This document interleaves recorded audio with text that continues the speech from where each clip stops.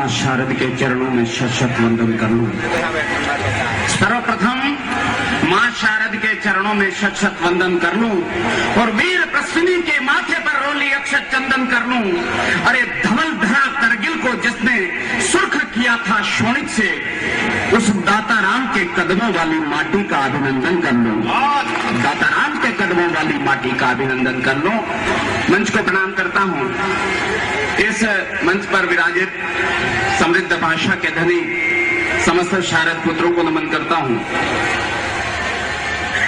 श्रद्धेय राजीव जी ने मुझे भी आज आपसे रूबरू होने का अवसर दिया। मुझे लगता भाई साहब इक्को ज्यादा है इसका। भाई साहब माइका लाल, इक्को थोड़ा ज्यादा है, इक्को कम कर दीजिए, इसमें आवाज में गूंज है, गूंज नहीं चाहिए। मैं आपसे रूबरू हूं। मुझे बताया गया कि यहां पर मैं पुरजा पहले भी हाजिर हुआ। शहीद दाताराम की यह धरती, पुण्य पावन धरती, बड़े बड़े विद्वान यहां पर हुए। लेकिन साथियों, मैं ये कह सकता हूं कि मेरे साथ आज आप सब लोग इसलिए भाग्यशाली हैं कि भाई श्री कुमार विश्वास का मंच को संचालन का सौभाग्य प्राप्त हुआ है और ये देश के नहीं पूरे विश्व के काव्य मंचों के श्रेष्ठ संचालक माने जाते हैं। इनके सम्मान में गुजारिश करता हूं कि आप तालियों से इनका स्वागत करें। बार-बार याद मत दिलाइए। मैं राष्ट्र की बात किया करता हूं, देश की बात किया करता हूं, स्वाभिमान की बात किया करता हूं। मैं आपसे स्वाभिमान की कुछ दो चार पंक्तियां निवेदन करता हूं। मैं उन शहीदों को याद करना चाहता हूं जिनकी वजह से आज आप कविता सुन पाते हैं और हम कविता बोल पाते हैं, कि जिनकी चिताओं से हुआ कल्याण हिंदुस्तान का, जिनकी चिताओं से हुआ कल्याण हिंदुस्तान का, उन्हीं से जो कर गए निर्माण हिंदुस्तान का। स्वाभिमान की चार पंक्तियां और निवेदन करता हूं कि रक्त शहीदी बीजों से फिर बाग लगाने निकल पड़ो, 57 के क्रांति ज्वाल से आग लगाने निकल पड़ो और इनकलाब के नारों को सम्मान दिलाने निकल पड़ो। भारत मां का सोया स्वाभिमान जगाने निकल पड़ो, भारत मां का सोया स्वाभिमान जगाने निकल पड़ो। 15 अगस्त को, 26 जनवरी को एक गीत आपने खास सुना होगा। वैसे मेरा ये पहला अवसर है जीवन में, 10 वर्षों में जब मैं कार्यक्रम की शुरुआत कर रहा हूं, लेकिन जहां कुमार विश्वास जैसे संचालक बैठे हों, निर्भीक होकर कविता पढ़ने का मन करता है। मैं उस गीत को आपके सामने कुछ बात कह के शुरू करना चाहता हूं। वो गीत आपने सुना होगा, दे दी हमें आजादी बिना खड़क बिना ढाल। मेरे देश का स्वाभिमान चोटिल होता है। मुझे उस गीत के लेखक से कोई शिकायत नहीं, जिसके बारे में गीत लिखा गया उससे कोई शिकायत नहीं। मेरी शिकायत उन लोगों से जो 15 अगस्त के दिन, स्वतंत्रता दिवस के दिन उस गीत को बजाते हैं। क्यों खून सनी आजादी के बलिदानों को ठुकराते हो? क्यों खून सनी आजादी के बलिदानों को ठुकराते हो? क्यों बिना खड़ग व बिना ढाल के कायर गीत सुनाते हो? अरे कह दो, एक बार तो कह दो कि गीत नहीं ये गाली है, और छाती से धार न फूटे तो धरती वीरों से खाली है। छाती से धार न फूटे। अरे वंदन कर लो अमर शहीदों के खूनी बलिदान को, और वक्त पड़े तो मस्तक दे दो भारत स्वाभिमान को। बहुत अच्छे, बहुत अच्छे। कुमार भाई, मुझे बताया गया कि हमारे यहाँ दाताराम जो शहीद हुए करगिल में, आज के लगभग 13 वर्ष पूर्व करगिल के युद्ध में, मुझे बताया गया था कि 20 जनों से लड़ते हुए मारे गए। 20 जनों से अकेले युद्ध करते हुए शहीद हो गए अपनी मातृभूमि के लिए।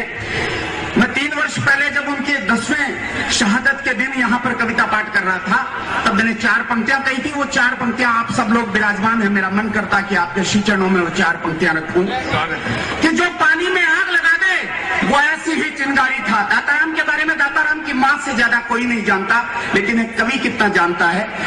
जो पानी में आग लगा दे वो ऐसी ही चिंगारी था, जो पानी में आग लगा दे वो ऐसी ही चिंगारी था, और दुश्मन थर-थर थर्राता था वो भीषण बमबारी था। जो टकराता कट जाता था वो तलवार दुधारी था। वीर प्रसूता तेरा दाता 20-20 पर भारी था। वीर प्रसूता तेरा दाता। पंक्तियां बढ़ता हूं कि अंगार दहकते पथ पर भी हम कभी मौत से डरे नहीं, और 100 घाव सहे सीने पर मरकर भी हम मरे नहीं। अरे बारूदी चिंगारी तो क्या दावानल से जले नहीं, बारूदी चिंगारी तो क्या दावानल से जले नहीं। और दीवारों में चुने गए पर धर्म युद्ध से टले नहीं। दीवारों में चुने गए पर धर्म युद्ध से। यहाँ पे एक टिप्पणी करना चाहता हूँ। गुरु गोविंद सिंह के दो बेटों फतेह सिंह और जोरावर सिंह को जिंदा दीवार में चिना जा रहा था, तो फतेह सिंह की आंख का आंसू टपका और जोरावर सिंह के कंधे पर गिरा। बड़े भाई की आंख से आंसू टपकता देखकर छोटे भाई ने कहा, हे बड़े भैया, जब राष्ट्र के लिए, धर्म के लिए शहादत का वक्त आया तो मैं आपकी आंख में आंसू देख रहा हूँ। गुरु गोविंद सिंह की औलाद की आंख में आंसू, ये मैं क्या देख रहा हूँ? तब फतेह सिंह का जवाब होता, साहब तो छोटे भैया, मेरी आंख से आंसू तब नहीं टपका जब यह फैसला किया गया कि हमें दीवार में जिंदा चिना जाएगा। मेरी आंख से आंसू तब भी नहीं टपका जब यहाँ घुटनों के यहाँ पर दीवार आ गई थी और घुटनों पर ईंट नहीं लग पा रही थी, तो ईंट को तोड़ने के बजाय तुम्हारे घुटनों को छीला जा रहा था, तब मेरी आंख से आंसू नहीं टपका। लेकिन अब जब मैं देख रहा हूँ कि दीवार कंधे तक आ चुकी है, मेरी आंखों से मुझे मेरे छोटे भाई की शहादत को देखना पड़ेगा, जबकि इस मातृभूमि पर पहले मैंने कदम रखा, मैंने पहली श्वास ली थी और ये अधिकार भी मेरा बनता था कि तुम अपनी आंखों से मेरी शहादत को देखते। तब पंक्तियां पढ़ता हूँ कि दीवारों में चिने गए पर धर्म युद्ध से टले नहीं। अरे होड़ मचेगी फिर भारत के बेटों में बलिदान की, फिर शोणित से लिखनी होगी गाथा हिंदुस्तान की।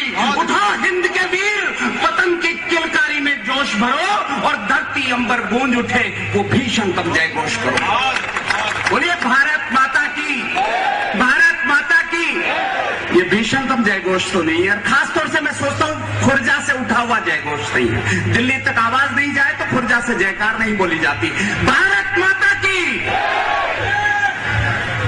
बहुत बहुत धन्यवाद। मैं कुछ पंक्तियां और निवेदन करता हूँ कि अमरनाथ के मसले पर जब स्वर विद्रोह का उठता है तो गद्दारों की बातों से दम भारत माँ का घुटता है।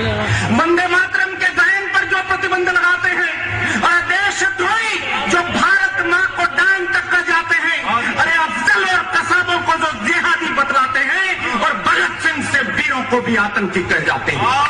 अरे काबू में रखना चाहो तालियां रोकना। और इन दो पंक्तियों पर तालियां मांगता हूं। खुर्जा की जनता किस तरह से देशभक्ति को सुनती है कि काबू में रखना चाहो, काबू में रखना चाहो कमजोरों की जुबान को, तो एक बार गुजरात बना दो पूरे हिंदुस्तान को। अरे हिंद शिखरों से ऊंची कर दो हिंदुस्तानी शान को, और वक्त पड़े तो मस्तक दे दो भारत स्वाभिमान को। मैं चाहता ये हूँ एक बार और तालियां बजाकर आप योगेंद्र से कहें, कुछ और कविताएं सुनाएं। मतलब दाताराम का बलिदान तो है ही, लेकिन जितना, हाँ वो कह रहे हैं एक बार दोबारा गुजरात दोबारा बनाओ, इनका प्लॉट दोबारा काटो, एक बार दोबारा। मुझे लगा इसी कविता को दोबारा सुनो। नहीं नहीं, ये तो कभी इतना बसते हैं, तो पैदा हुआ तो तब भी वंश मोर की आवाज आई थी। घर में सबसे छोटा, इसलिए दोबारा की व्यवस्था हो नहीं पाई। एक कविता शायद आपने आस्था चैनल पर सुनी होगी। मैं तब इस कविता का जन्म होता है, तब ये कविता आपके बीच पढ़ना चाहता हूँ।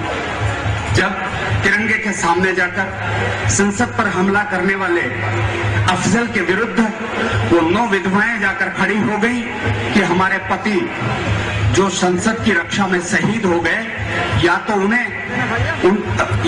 जो परमवीर चक्र, शौर्य चक्र जो प्रदान किए गए हैं, ये भारत की सरकार हमसे वापस ले ले, वरना अफजल को फांसी दे दे। इस मांग के बाद मैंने कविता को लिखा। कविता क्या है? पिछले दिनों मुंबई में एक बम कांड हुआ जिसमें हमारे कुछ निर्दोष लोग मारे गए। वैसे थोड़ी सी शांति दो ना यार।